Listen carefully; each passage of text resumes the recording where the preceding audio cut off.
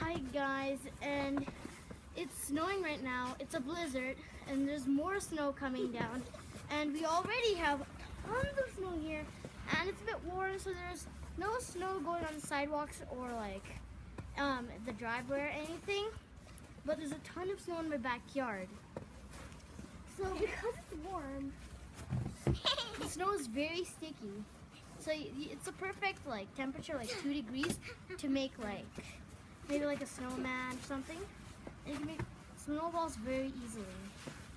Like I can make a snowman like very easily. I can make a very big snowball very quickly. Like no joke, it's so quick. I got this in a matter of seconds, not even a minute. So yeah, that's how like perfect the temperature is, and like it's perfect to go outside because it's warmer. So yeah, so I hope you guys enjoyed this video. Bye.